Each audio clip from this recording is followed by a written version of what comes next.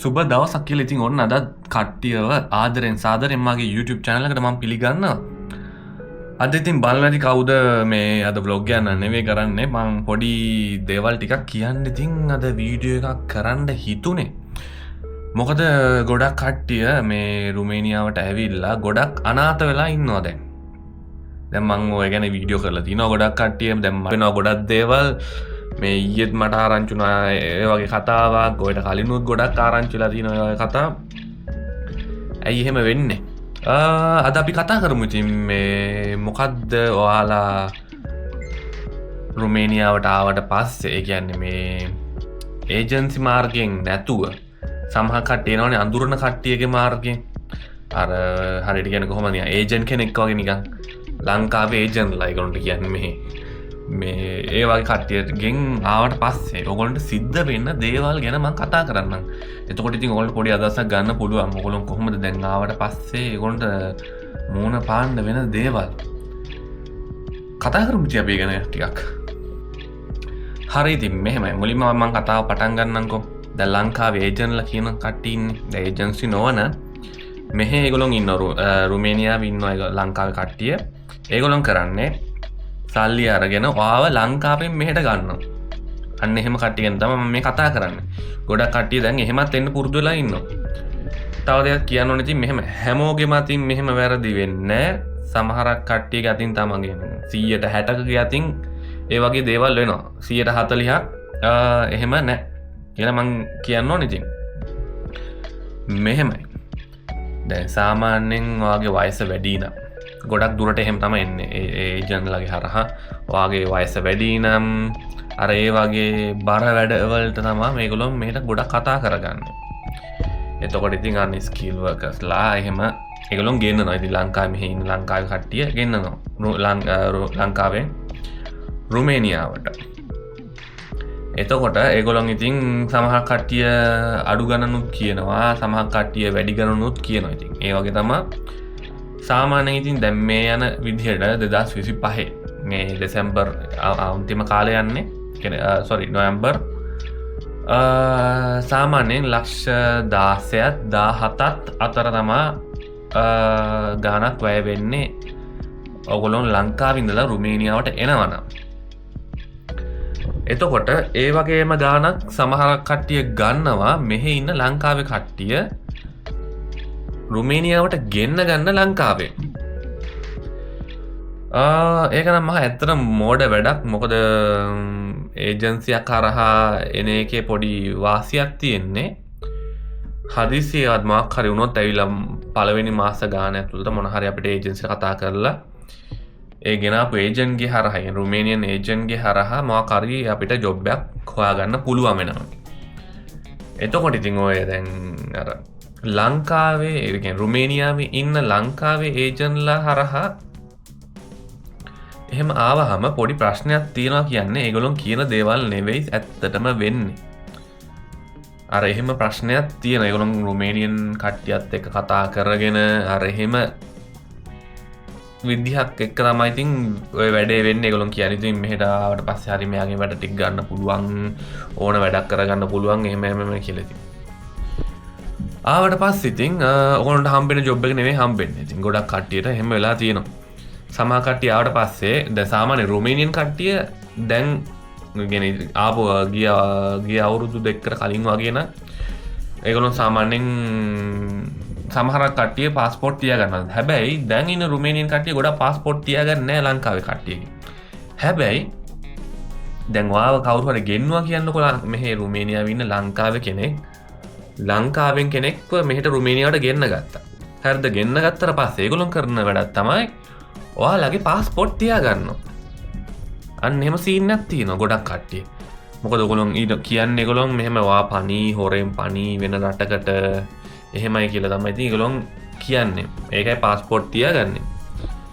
හැබැයි එහෙම තියාගත්තට පස්සේ ඒගොල්ලෝ කරන්නේ මේ කම්පැනිට ගිහිල්ලා දානවා. දැම්මට පස්සේ ඉතින් ඕගොල්ලෝගෙන් නොසෑහෙන්න වැඩ ගන්නවා ඉතින් ඒගොල්ලෝ. ගොඩක් වෙලාවට වෙන්නේ ඉතින් ආපු ජොබ් එක නෙවෙයි ඔයාට හම්බෙන්නේ ඉතින් ගොඩක් දුරට.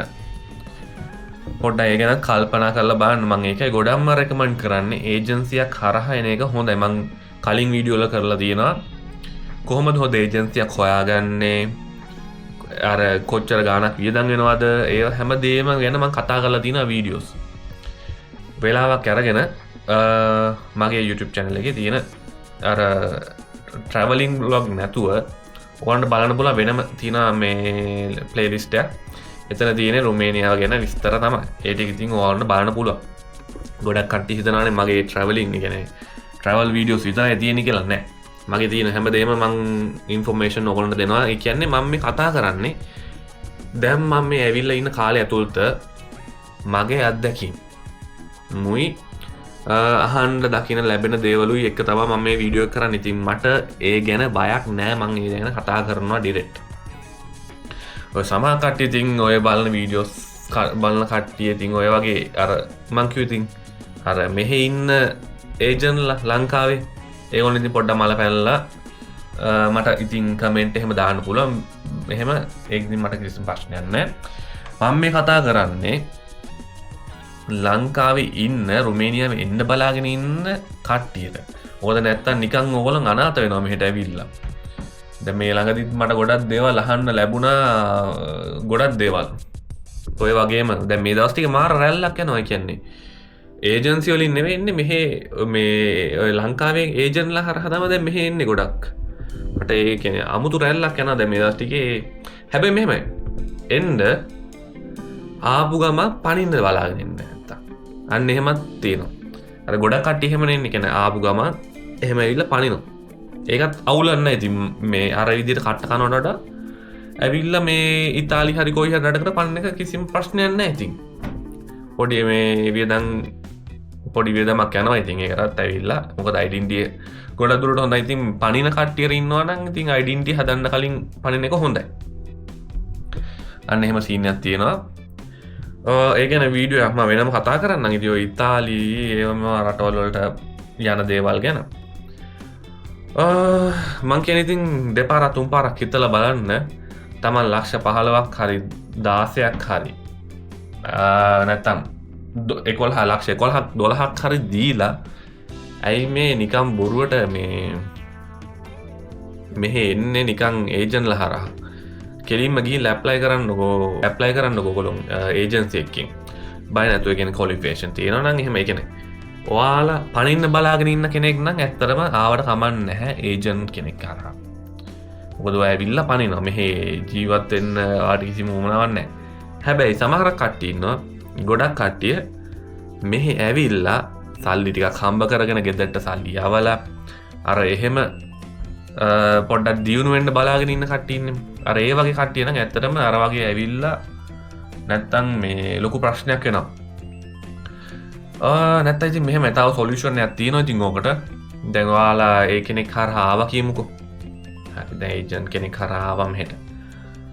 ආවට පස්සේ ඔයාලා අනිවාර්යෙන් කතා කරගන්න ඕනේ මේ ජොබ් එක හරියට මොකද්ද ඒවමවා. පාස්පෝර්ට් නම් ඉතින් ඒගොල්ලෝ ගිහලා දෙන්න නම් ලෑස්ති වෙන්න එපා. මොකද මේ එහෙම නීතියක් නැහැ. රුමේනියාවේ පාස්පෝර්ට් තියාගන්න ඕනේ කියලා. දැන් රුමේනියන් කට්ටිය තියාගන්න නැත්නම් මොකටද මේ අපේම ලංකාවේ කට්ටිය ඒගොල්ලෝ අපේ පාස්පෝර්ට් තියාගන්න. එහෙම උමනවක් නැහැනේ. ඒකින්ද පාස්පෝර්ට් දෙන්න ලෑස්ති වෙන්න එපා. ඩොකියුමන්ට් එක හදාගන්න බලන්න ඉක්මනට ආපු ගම අර එහෙම සීන් එකක් තියෙනවා. ඉතින් ඇවිල්ලත් ඔක්කොම කරගෙන ප්‍රශ්න තියෙනවා නම් ඒකම පැණි. ඉතින් පොඩ්ඩක් කාගෙන ඉන්න වෙනවා අවුරුද්දක් විතර වෙන ජොබ් එකකට මාරු වෙන්න. ඊට පස්සේ ඔයාට අයිතිය තියෙනවා. ඉතින් වෙන හොඳ රස්සාවක් හොයාගෙන රිලීස් ලෙටර් එකක් අරගෙන හරි විදියට වෙන ජොබ් එකකට ගිහිල්ලා හරි විදියට මේ වැඩ කරන්න පුළුවන්. අර ගොඩක් කට්ටිය වෙලා තියෙන්නේ ආපු ගමන් පනින්නේ රටවල් වලට. සමහරක් කට්ටිය කියන්නේ ඒගොල්ලෝගේ අදහසක් නැහැ රටට ඇවිල්ලා වෙන රටකට පනින්න. අර වෙන දේවල් එක්ක ආවට පස්සේ ඒගොල්ලෝ හිතනවා පනින්න. එහෙමනේ සාමාන්‍යයෙන් ගොඩක් කට්ටියට වෙන දෙයක් මේක. මුලින්ම රුමේනියාවට ආවට පස්සේ හම්බෙන පළවෙනි කම්පැනි ඇත්තටම අවුල් යනවා ගොඩක් කට්ටියගේ. ඊට පස්සේ හිතනවා හරියන්නේ නැහැ මෙහෙමයි පනින්න ඕනේ එහෙමම කියලා. පනින්නද පොඩ්ඩක් අවුරුද්දක් ඉවසගෙන ඉඳලා වෙන හොඳ රස්සාවක් හොයාගත්ත අරගෙන වෙන තැනකට යනවනම්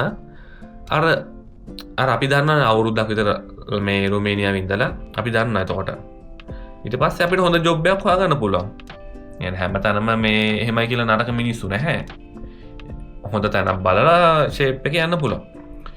ඒවගේම තව ඉන්නවා ගොඩක් YouTube කරන කට්ටිය ඉන්නවා මං අඳුරන අයියලත් ඉන්නවා ඒගොල්ලොන් කරන්නේ ඒගොල්ලොන් රුමේනියාවේ දැවිල්ල සමා කටි ඩොකියුමන්ට් නැහැ කීමුකෝ අර ඒ වගේ කට්ටියට ඒගොල්ලොන් උදව් කරනවා අන්න ඒ වගේ දැන් YouTube මම නම් වශයෙන් කියන්නේ නැහැ ගොඩක් කට්ටිය ඉන්නවා ඒ වගේ කට්ටිය කරන්නේ ඔයාලට ඩොකියුමන්ට් නැත්තම් ඒගොල්ලොන් හදලා දෙනවා නැත්නම් ඔයාලට මෙහි රුමේනියාවේ ප්‍රශ්නයක් තියෙනවා ඔයාගොල්ලොන් එයාට කිව්වහම පර්සනලි කන්ටැක්ට් කරගෙන ඒගොල්ලොන් සොලියුෂන් එකක් හොයලා දෙනවා ඇත්තටම ඒ වගේ ඒ අතින් ගොඩක් හොඳයි ඉතින් ඒ වගේ අයියලා මේ YouTube channel කරන එක අන්න ඒ වගේ ඉතින් ඉන්නවා ඉතින් තව අපිට ඔයගොල්ලෝ හිතන්න ඒගොල්ලොන් තවත් කරන දේ තමයි දැන් අපිට ඇවිල්ලා ලීගලි වෙන හොඳ රටකට යන්න ඕන නම් ඒගොල්ලොන් ගා සමහර කට්ටිය ගා වේකන්සි තියෙනවා මොකද එහෙම ගිහපු කට්ටිය ඉන්නවා මගේ යාළුවෝ ඒත් YouTube කරන කෙනෙක්ගෙන්මයි මේ ඒ අය කෙනෙක්ගෙන් කතා කරලා අහලා ඒ අය කියලා මෙහෙමයි වේකන්සි තියෙනවා පෝලන්ඩ් එක එක තව රටවල් වලට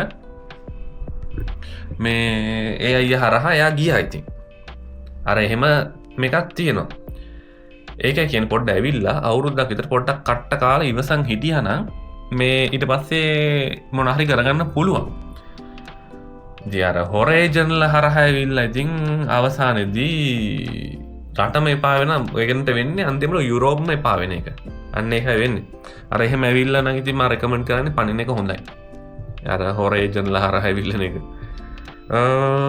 ඔය වගේ දේවල් තමයි ඉතින් මට කතා කරන්න ඕන උනේ ඉතින් අද පුංචි වීඩියෝ එකකින් අපි ඉතින් ඉස්සරහට ට්‍රැවල් එකකින් මේ දවස් ටික යන්න දෙන්නේ මේ වහිනවා හොඳටම මේ සීතලයි අර දන්නවනේ ඉතින් වෙද එක නොවැම්බර් දෙසැම්බර් කියන්නේ ඒක හින්දා ඉතින් අපි ඉස්සරහට හම්බෙනකන් ඔය හිටියා වගේම තව ටිකක් ඉවසලා ඉමු බොහොම ස්තුතියි ආදරේ කට්ටියට ජය වේවා